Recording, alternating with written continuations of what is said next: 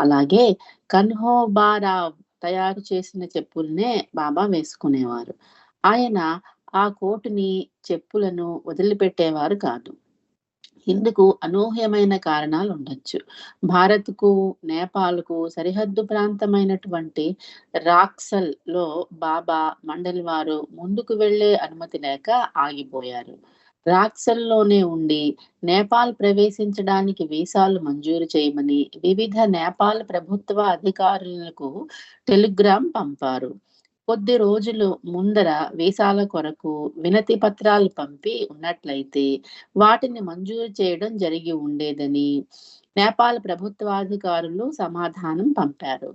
Tibet దేశానికి చెందిన బౌద్ధులు సామూహికంగా పెద్ద జాతర కొద్ది రోజుల క్రితమే నిర్వహించడం వలన యాత్రికులకు వీసాలు మంజూరు చేయడం చాలా తేలిగ్గా జరిగి ఉండేది. ఇప్పుడు ఆ జాతర సమాప్తం కావడం వల్ల విదేశీ పర్యాటకులకు నేపాల్ భూభాగంలోనికి ప్రవేశించడానికి అనుమతించడం లేదు. విదేశీ పర్యాటకుల్ని. వ్యాపార లావాదేవీల కోసము అధికార విధుల నిమిత్తము నేపాల్ వెళ్ళవలసి వచ్చిన వారికి మాత్రం అనుమతి లభిస్తోందని వారికి అధికారుల నుండి ప్రత్యుత్తరం లభించింది. దానితో నేపాల్ యాత్ర ఆలోచన వదులుకున్నారు బాబా. మండలి వారిని కబీర్ సమాధిని దర్శించడం మఘూర్ గ్రామంకి వెళ్ళారు. దర్శించడం కోసమని మఘూర్ అనే గ్రామానికి తీసుకొని వెళ్ళారు. ఆ ఊళ్ళో 2 రోజులు ఉన్నారు. ఖ్యాతి గణించిన కవి, సద్గురువు అయిన కబీరు హిందూ, ముస్లింల గుణాలు రెండూ మూర్తీభవించిన వ్యక్తిత్వంతో వెలసిల్లాడు. మఘూర్‌లో ఆయన 2 సమాధులున్నాయి ఆయనకు, అంటే కబీర్‌కి. కబీర్ మరణించినప్పుడు అతనికి 2 సమాధులున్నాయి. ఆయన దేహం ఒక పెద్ద తామర పువ్వులా మారితే దాన్ని 2 చీలికలుగా చీల్చి హిందువులు, ముస్లిములు పంచుకున్నారని, ఆ విధంగా ఆయన 2 సమాధులను కట్టారని చెబుతారు. ఒక సమాధిని హిందువులు ఆరాధిస్తే మరో సమాధిని మహమ్మదీయులు సలాం చేస్తారు. గమ్మత్తేంటంటే ఎవరికి వారు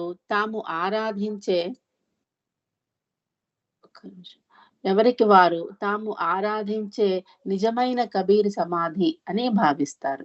బాబా ఈ 2 సమాధులకు వెళ్లి తన గౌరవాన్ని ప్రకటించారు. కబీర్ సమాధులను దర్శించుకున్నాక అక్కడ ఉన్న సుమారు 50 మంది పేదలకు బాబా భోజనం పెట్టించారు. ఆ పేరుతో మండలి వారు ధాన్యపు సంచుల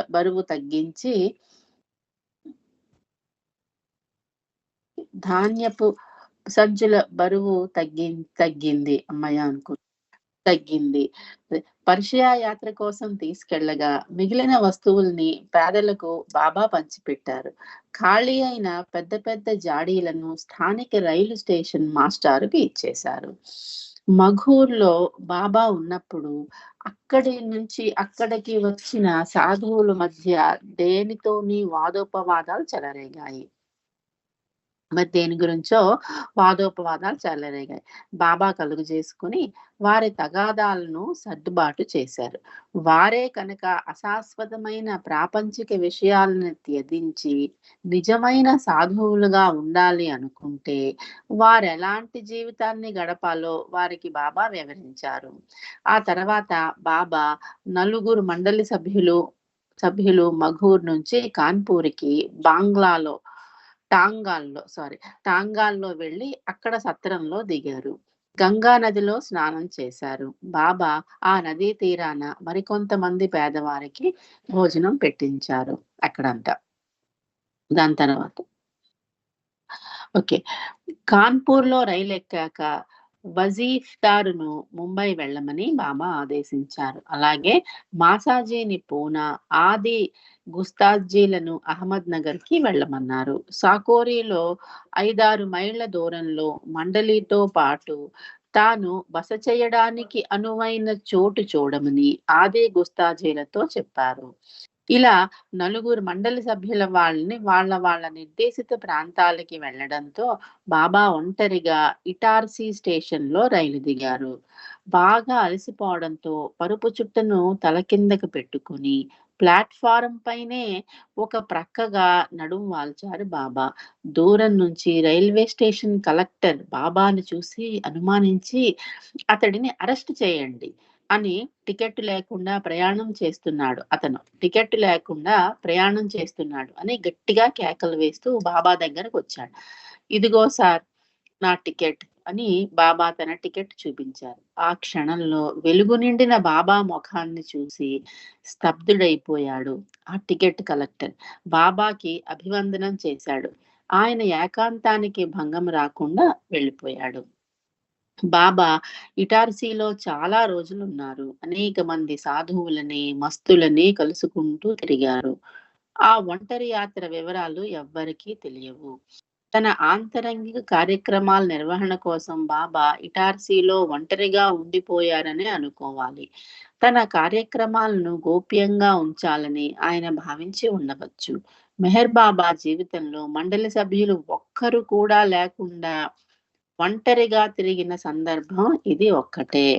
ఇదొక్కటే బాబా ఒంటరిగా ఉన్న సందర్భం ఇదొక్కటేట. దాని తర్వాత ఎవ్వరికి మనుషుల్ని ఎవ్వరినీ కలవకుండా వారం రోజుల పాటు గడిపిన తర్వాత అంటే ఇటార్సీలో బాబా వారం రోజులున్నారు. గడిపిన తర్వాత మెహర్ బాబా మార్చ్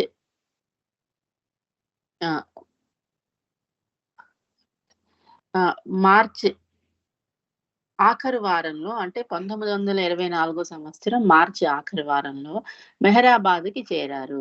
మండలి వారందరినీ తన వద్దకు తన వద్దకు పిలిపించుకొని సమావేశపరిచారు వారం అయిపోయాక. పర్షియా వెళ్ళడానికి అంత శ్రమ దేనికి? ప్రయాణపు ఏర్పాట్లు అన్ని సార్లు మార్చాల్సిన అవసరం ఏంటి? ఆ ప్రశ్నలు తలెత్తడం సహజం. ఈ ప్రశ్నలన్నీ అంటే ఇంత కష్టపడి మనం పర్షియా ఎందుకు వెళ్ళాలి అన్నట్టుగా. సో, ఆ ప్రశ్నలన్నీ తలెత్తడం సహజం. అవతారుని ఆంతరంగిక కార్యక్రమం విశ్వవ్యాప్తమైనది. అందువల్ల ఆయన కార్య విధానంలో ఏ ఒక్క విషయాన్ని అర్థం చేసుకోవడము సాధ్యపడదు. అవతారుని మనసు విశ్వవ్యాపిత మనస్సు. ఆయన ఎప్పుడైతే ఏదేని ప్రదేశం గురించి ఆలోచిస్తారో అక్కడ ప్రజలు, అక్కడ వస్తువులపై ఆయన ప్రభావము పడడమే కాదు, వారి ఆలోచనలు, మనస్సులు కూడా బాబా మనస్సును అనుసరించి సరిగ్గా అదే మాదిరిగా మారిపోతాయి. ఈ రకంగా ఆయన చేసే ప్రతి కార్యక్రమం ద్వారా కొన్ని లక్షల ఫలితాలు జరుగుతాయి. ఒక్కొక్కసారి ఆయన అనంత దూరంలో ఉన్న వ్యక్తి గురించి బాబా ఎవరితోనో మాట్లాడుతూ ఉండేవారు. బాబా సమక్షంలో ఆ వ్యక్తి బాబా తనతో మాట్లాడుతున్నట్టే గాక దూరానున్న వ్యక్తితో మాట్లాడుతున్నట్లు అనుభూతి పొందేవాడు. సో, ఇప్పుడు బాబా సమక్షంలో ఆ వ్యక్తి బాబా తనతో మాట్లాడుతున్నట్టు కాక, దూరానున్న వ్యక్తితో మాట్లాడుతున్నట్టు అనుభూతి పొందేవారు. బాబా చుట్టుపక్కల ఉన్న వాళ్ళు ఎవరితోనో మాట్లాడుతున్నారు అనుకునేవారు. ఆయన ఆ మాటలతో తనకు సంబంధం లేదని అనుకునేవారు. కానీ సుదూరంగా ఉన్న ఆ వ్యక్తి మాత్రం బాబా ఆలోచనలను, మాటల ప్రభావాన్ని అనుభవించేవారు. ఆయన చేపట్టిన కార్యక్రమాల ప్రభావము ఇలా ఉంటుందని ఎవ్వరూ నిర్ధారణగా చెప్పలేరు. అది బాబా సంగతి. పర్షియా యాత్రకు బయలుదేరడం, ఆ ప్రయాణంలో అనేక మార్పులు చేయడము, ఆయన ఆంతరంగిక కార్యక్రమంలో భాగమే. పర్షియా దేశం కోసం, ఆ దేశస్థుల కోసం చేపట్టినవే. మెహర్ బాబా పర్షియా వెళ్ళడాన్ని, అక్కడ ప్రజల చైతన్యంలో మార్పు తీసుకురావడానికే నాటిన విత్తనాలుగా మనం పేర్కొనవచ్చు. ఎందుకంటే ఆ దరిమిలా కాలంలో యావత్ పర్షియా దేశంలో ఎంతో మార్పు వచ్చింది. ఊహ కందని మార్పు అది. ఏడాదిన్నర తర్వాత రేజ్ ఖాన్ ఆ దేశ సింహాసనం అధిష్ఠించాడు. ఆయన పాలనలో పర్షియా బాగా ముందంజ వేసింది. మతపరమైనటువంటి కక్షలు మాయమయ్యాయి. అల్పసంఖ్యాకులైన జొరాస్ట్రియన్ల పట్ల వివక్షత పోయింది. సర్వమానవ సమానత్వము, సోదర భావం పెరిగాయి. క్రమేణా పర్షియా ఆధునికతని సంతరించుకుంది. ఇప్పుడు నెక్స్ట్ చాప్టర్‌లో ఉంది గమేళా మేళా.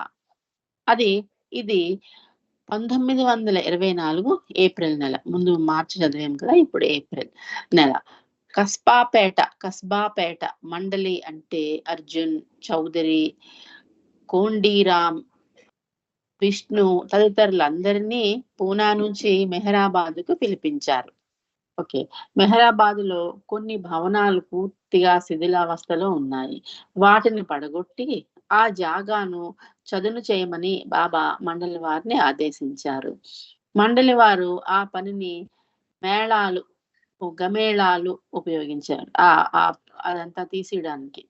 అయితే అంటే రాళ్ళు, మట్టి ఎత్తి పారబోయడానికి వాడే ఇనప తట్టలు వాడారు. అందుకనే ఆ పనిని గమేళా యోగా అని అధికారికంగా బాబా పేరు పెట్టారు. మండలి దినచర్య ఆ ప్రకారంగా ఉండేది. ఉదయము 5 గంటలకే లేవాలి. ఇష్టదైవారాధన 7 గంటలకు వరకు చేయొచ్చు. బ్రేక్‌ఫాస్ట్ సమయం 1 గంట. 7 మంది 7 నుంచి 8 వరకు పాలు లేని టీ, ముతక జొన్న రొట్టె ఇవి బ్రేక్‌ఫాస్ట్. గమేళా యోగా పనులు ఉదయం 8 నుంచి 11 గంటల వరకు కొనసాగేవి. బయట ఎండ తీవ్రత ఉండడంతో 11 నుంచి మధ్యాహ్నం 3 వరకు విశ్రాంతి సమయం. అప్పుడే స్నానం, భోజనం, విశ్రాంతి, బట్టలు ఉతకడం ఇలా అనేక పనులు చేసేందుకు వీలు కల్పించారు. తిరిగి మధ్యాహ్నం 3 నుంచి 4:30 వరకు భగవత్ ప్రార్థన వాళ్ళకి. ఆ ప్రార్థన బాబా చెప్పిందే అది కూడా. అందులో అందరి దేవుళ్ళ పేర్లు ఒకే వాక్యంలో ఉంటాయి. 4:30 నుంచి 6 గంటల వరకు తిరిగి మండలి వారికి కేటాయించిన విధులకి హాజరయ్యేవారు. మండలి వారిలో ఎక్కువ మంది కోసం మాసాజీ వంట వండేవాడు. హిందూ సభ్యులకు హిందూ సభ్ బాబా అండి మ్యూట్ పెట్టు. విజయలక్ష్మి గారు మ్యూట్ పెట్టుకోండి. జై బాబా. జై బాబా. వాళ్ళకి 4:30 నుంచి 6 గంటల వరకు తిరిగి మండలి వారికి కేటాయించిన విధులకు హాజరయ్యేవారు. మండలి వారిలో ఎక్కువ మంది కోసం మాసాజీ వండేవారు. హిందూ సభ్యుల కోసం చౌదరి విడిగా వంట చేసేవారు. రాత్రి భోజనం 6 గంటలకు. తర్వాత మండలి వారు హారతి పాడేవారు లేదా బాబా ఏదైనా ఆధ్యాత్మిక ప్రవచనం ఇస్తే బాబా ఆధ్యాత్మిక ప్రవచనం చెప్పేవారు. 10 గంటలకల్లా అందరూ నిద్రపోవాల్సిందే.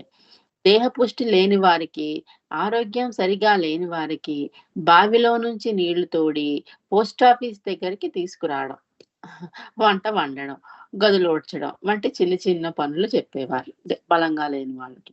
బలం పుంజుకునేందుకు మండలి వాళ్ళకి బాదం పప్పు తినమని బాబా ఆదేశించేవారు. గమేళా యోగాలో పనులు చాలా కష్టంగా ఉండేవి. ఎందుకంటే మట్టి కలపాలి, సున్నము ఇటుకల మాదిరిగా అచ్చుల్లో తయారు చేయాలి. సున్నం ఇటుకల మాదిరిగా అచ్చుల్లో తయారు చేయాలి.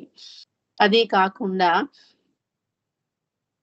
వాటిని ఆ అచ్చుల్ని ఇటుకల బడ్డీలో కాల్చాలి. గోతులు తవ్వాలి. నిర్మాణపు పనులకు రాళ్లు మొయ్యాలి. మట్టి ఒక చోట నుంచి మరొక చోటకి గమేళాలతో మొయ్యాలి. ఇంకా ఎన్నో పనులుండేవి. వడ్రంగి పనులు, మట్టి కూలీల పనులు కూడా చూసుకోవాలి. అలాగే పాత బిల్డింగు రిపేరు పనులు, పర్యవేక్షణ వాళ్ళే చూడాలి. బాబా కోసం చిన్న గది చోపిడి కడుతూ ఉన్నారు. ఆ పని చేసే తాపీ మేస్త్రికి కూడా మండలి వారు చేదోడు వాదోడుగా ఉండాలి. ఎన్ని పనులు చూడండి ఉదయం లేచిన దగ్గర నుంచి. అంటే ఒక మేస్త్రి కూలీలు చేసే పని బాబా పని. జై బాబా. సుమారు గంటన్నర సేపు ధ్యానం చేయడానికి వీలుగా మెహర్ బాబా అనేక మంది దేవుళ్ళ పేర్లతో ఒక ప్రార్థన తయారు చేశారు 1924లో. ఆ ప్రార్థన రాస్తే ఒకే ఒక్క వాక్యంతో కనిపిస్తుంది. కానీ పెద్దదన్నమాట. అందరి దేవుళ్ళకి కలిపి అంటే. మెహర్ బాబా ఆరంగం అదేంటంటే ఖుదా ఖుదా పరమాత్మ అల్లా అహోరమజ్దాన్ అహోరమజ్ అహోరమాజద్ రామ్ యోజేదాన్ హో. యాక్చువల్ గా ఇది మన ఖుదా ఖుదా పాట ఉంది చూసారా? ఖుదా పరమాత్మా అల్లా అహోరమాజ్. గాడ్ లేకుండా రామ్ అని ఉంది, అంతే డిఫరెన్స్. రామ యజదాన్ హో, అది ఇదే ఆ ప్రార్థన. ఇది 40 నిమిషాల పాటు చదవాలి ప్రతిరోజు. సుమారు గంటన్నర సేపు ధ్యానం చేయాలి. ఈ ప్రార్థన చేసే ముందు ఆ తర్వాత ముందు ఈ ప్రార్థన చేసేవారు, ఆ తర్వాత హారతి పాడాలి. ఆ హారతిని గుజరాతీ భాషలో బాబా గతంలో కస్బాపేటలో కళ్ళు దుకాణంలో ఉండగా రాశారు ఈ పాట. అదే భుజావే పాట. సో మెహర్ బాబా ఆరంగం గ్రామానికి మొదటిసారిగా 1923 మేలో వచ్చారు, మొట్టమొదటిసారి. ఓకే. మస్తు గిలోరేషా అప్పటికి ఇంకా బ్రతికే ఉన్నాడు. అక్కడ అతని కోసం సమాధి సిద్ధం చేయించారు. బాబా ఏడాది తర్వాత అంటే 1924 మార్చిలో మెహరాబాద్ ఆరంగం వచ్చేసరికి గిలోరేషా స్వర్గస్థులయ్యారు. గిలోరేషా శిష్యులు ఆయన ఆదేశానుసారము ఆయన అంతిమ యాత్రని మెహరాబాదులో జరిపించి అక్కడే సమాధి చేశారు. అప్పుడు ఆయన శిష్యుల మధ్య ఒక వివాదం తలెత్తింది. అంత్యక్రియల్ని హిందూ మతానుసారం మహమ్మదీయ ఎలా చేయాలి అనేది. అంత్యక్రియల్ని హిందూ మతాచారమా, మహమ్మదీయ మత ప్రకారమా, అలా ఎలా నిర్వహించాలి? గిలోరేషా గతంలో ఎప్పుడో చెప్పిన మాట గుర్తున్న శిష్యుడు ఫకీరుకి ఒక వర్గం, ఒక మతము అంటూ లేదు అని పరిష్కార మార్గాన్ని చూపించి తర్జన భర్జనలకు స్వస్తి చెప్పారు. ఆ రకంగా గిలోరేషా ఆశించినట్లు అంత్యక్రియలు ఎలాంటి కర్మకాండలు లేకుండానే జరిగాయి. గిలోరేషా స్వయంగా తయారు చేయించుకున్న శవపేటికలో ఆయన శరీరాన్ని పడుకోబెట్టి సమాధి చేశారు. ఎవరైతే తన మరణం కంటే ముందు మరణిస్తారో అతడు బ్రతికే ఉంటాడు అని గిలోరేషా ఆ శవపేటికపై రాయించారు. ఏంటంటే ఎవరైతే తన మరణం కంటే ముందుగా మరణిస్తారో అతడు బ్రతికే ఉంటాడు. అంటే డిటాచ్మెంట్. మరణించడం అంటే అన్ని వదిలేయడం, అది మరణించడం అంటే అని గిలోరేషా ఆ శవపేటికపై రాయించారు. గిలోరేషా అయినటువంటి ఖర్చును గుల్మాయ్ భర్త ఖాన్ సాహెబ్ ఖైకుష్రు భరించాడు.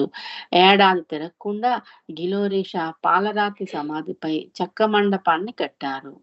ఈ ఏప్రిల్లోనే బాబా కోసం వ్యక్తిగత అవసరాల నిమిత్తం ఒక చిన్న గది నిర్మాణము వారం రోజుల్లోనే పూర్తి చేశారు. ఆ గది నిర్మాణానికి బాబా అనేక సూచనలు ఇచ్చారు. నిర్మాణ కార్యక్రమంలో బాబా తన వంతు సహాయం అందిస్తూ సాధ్యమైనంత త్వరలో పూర్తి చేయమని అనేవారు బాబా. ఆదివారం ఏప్రిల్ 13వ తారీఖు శ్రీరామనవమి అంటే శ్రీరామచంద్రుని జన్మదినము. ఆ పండుగని వైభవంగా నిర్వహించారు. మెహర్ బాబా గదికి ఎదురుగా చిన్న మండపం కట్టారు. అహ్మద్ నగర్, పూనాల నుంచి బాబా శిష్యులు తరలి వచ్చారు. ఖాన్ సాహెబ్ ఫర్దూన్ బార్సోపులు కలిసి బిలోక్య అనే ఒక ప్రఖ్యాత భజన గాయకుణ్ణి పిలిచారు. ఏప్రిల్ 12వ తారీఖు నుంచి 24 గంటల పాటు ఉపవాసం ఉండమని బాబా మండలి వారిని ఆదేశించారు. 2 గంటల పాటు భజన పాటలు, గానము చేసిన తర్వాత బిలోక్య శ్రీరామనవమి లీలల్ని కథలుగా చెప్పారు. ఆ రోజున అన్నము, పప్పుతో భోజనం అందరికీ ఏర్పాటు చేశారు. నీళ్ల మండపంలో నీళ్లు నింపడంలోను, వంట పాత్రలు కడగడంలోను, మర్నాడు సుమారు 1000 మంది పేదల కోసం తలపెట్టిన అన్నదాన కార్యక్రమ ఏర్పాట్లలోనూ మండలి వారికి ఊపిరాడలేదు. అంత బిజీగా అయిపోయారనమాట. ఆ రోజు సాయంత్రము బాబా ఒక చిన్న సందేశం ఇచ్చారు. ఆ సందేశ సారాంశం ఏమంటే, సద్గురువు అంటే సాక్షాత్తు మానవ రూపంలో ఉన్న భగవంతుడు. సద్గురువు యొక్క సహవాసంలో ఉండడానికి ప్రతి ఒక్కరూ ఏ ఒకటికి 2 సార్లు ఆలోచించుకోవాలి. ఒకసారి సద్గురువుని చేరి ఆయనని ఆశ్రయించినట్లయితే బ్రతికినంత కాలము విధేయతతో సర్వార్పణ కావాలి. ఇది చెప్పారు బాబా. మెహరాబాదు స్థల ప్రాశస్త్యం గురించి బాబా ఇలా వివరించారు. నేను ఒకసారి ఇక్కడ స్థిరపడితే ఆ స్థలం యొక్క దివ్యత్వం పెరుగుతుంది, ఔన్నత్యం పెరుగుతుంది. ముఖ్యంగా ఆధ్యాత్మికోన్నతి ఆధ్యాత్మికోన్నతి భౌతిక ప్రగతితో అలరాడుతుంది. మానవ సంక్షేమం కోసం నా ఈ అవతార కాలంలో ఒక విలక్షణమైన గొప్ప కార్యక్రమాన్ని తలపెట్టాను. ఆ కార్యక్రమ ఫలితాలను మీరు త్వరలోనే తెలుసుకుంటారు. సాయంత్రము 7 గంటలకి సంకీర్తన కార్యక్రమం ప్రారంభమైంది. భగవత్ కథలను రాగయుక్తంగా ఒక గాయకుడు గానం చేశాడు. ఆ కార్యక్రమం బాగా పొద్దుపోయే వరకు జరిగింది. ఏప్రిల్ 14న ఉదయాన్నే పోస్టాఫీస్ భవనంలో నుంచి వడివడిగా బయటికి వచ్చి, నిన్న రాత్రి నేను నిద్రపోలేదు. ఇందుకో ప్రత్యేక కారణం ఉంది అని బాబా మండలి వారితో గట్టిగా అరుస్తూ చెప్పారు. మండలి వారందరినీ రమ్మన్నారు. దగ్గరగా కూర్చోమన్నారు. తనకు నిద్ర రాకపోవడానికి గల కారణానికి ఇలా వివరించారు. పూనా తిరిగి వెళ్ళడానికి కోండీరాము నన్ను రైలు ఛార్జీలు అడిగాడు. అతని తల్లి ఆరోగ్యం బాగాలేదు. అందుకని పూనా వెళ్ళడానికి నేను డబ్బులు ఇచ్చాను గాని, ఒక సంగతి గుర్తుపెట్టుకోండి. ఇక మీదట నేనెవరికీ ఒక పైసా కూడా ఇవ్వను. అలాగే ఎవరిని కూడా డబ్బులు ఇవ్వమని చెప్పను. ఇది నా నియమం. ఎవరి బంధువులైనా అనారోగ్యంతో ఉన్నారనుకోండి, చూడాల్సిన పరిస్థితి గనక వస్తే నడుచుకుంటూ వెళ్లి చూసిరండి, డబ్బులు లేకపోతే. అలా కాకుండా ఎవరి దగ్గర నుండైనా దారి ఖర్చులు తీసుకొని వెళితే అతడిక ఎంత మాత్రము నా మనిషి కాదు. అంతేకాదు, ఇలా అలా ఇతరుల నుంచి డబ్బు తీసుకొని ప్రయాణం చేసిన వాళ్ళు నా దృష్టిలో నన్ను వదిలి వెళ్ళిపోయినట్టే. కాబట్టి ఎవరైతే నా సహవాసం వదిలి వెళ్ళాలనుకుంటారో వాళ్ళు నా ముందుకు వచ్చి ఇప్పుడే ఇక్కడే మనసులో మాట చెప్పండి. ఎక్కడికి వెళ్ళాలనుకుంటే అక్కడికి దారి ఖర్చులు ఇచ్చి పంపిస్తాను. బాబా మాటలు విని మండలి వారంతా బాబా పెట్టే షరతులకు లోబడి బాబాతోనే ఉండడానికి ఒప్పుకున్నారు. పరిస్థితి ఆ విధంగా చక్కబడటంతో బాబా శాంతించారు. అంటే ఇతరుల డబ్బులు అడిగి వెళ్ళకండి. బాబాని ఎవరిని అడిగి వెళ్ళకండి. ఉంటే వెళ్ళండి, లేకపోతే నడిచి వెళ్ళండి, కానీ డబ్బులు అడగండి అని బాబా అంటున్నారు. జై బాబా అండి. 56 అయిపోయింది. టైం అయినట్టుంది. జై బాబా అండి. పర్వాలేదులేండి. పర్వాలేదు. ఓకే, జై బాబా. చక్కగా చాలా విషయాలు తెలిసినాయి నాకైతే ఈరోజు. మేళ అంటే